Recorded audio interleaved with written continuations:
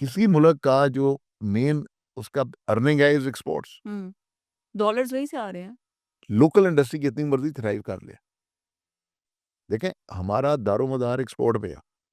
अब let's say आप कहते हैं कि अफ्रीका का मुल्क है, कोई अफ्रीका का मुल्क युगांडा वो अपना एयरपोर्ट बेच रहा है, कोई अपना पोर्ट बेच रहा है चाइना को टू पे ऑफ द डेट। यस, ठीक है जी। ऐसे ही। तो क्या अमेरिका के ऊपर तो बहुत ज्यादा डेट है, उसको तो कुछ भी नहीं करना पड़ता। सोचा आपने कभी क्यों?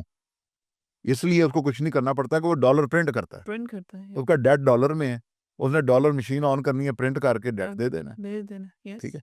इन गरीब मुल्कों ने डॉलर में डेट देना है, दे कांट हमने प्रिंट द डॉलर डॉलर, कमाना है, फिर उसके बाद debt they have to earn it and then pay. Yes, if they had been printing dollars it was great fantastic.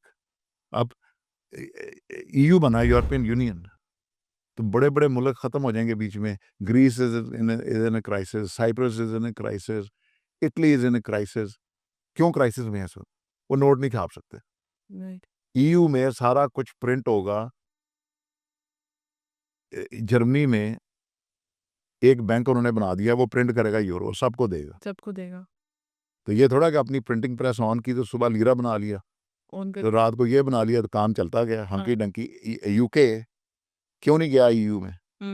उसने पाउंड प्रिंट करने, पाउंड प्रिंट करने ब्रेक्सिट ले लिया। यस, उसने कहा भाई मैं नहीं गया था, गया पहले, उसने कहा नो मैंने करेंसी अपनी रखनी है। Oh we want our queen और the king the picture of it on, हमारे लिए तो एक मॉनरी का इशू है।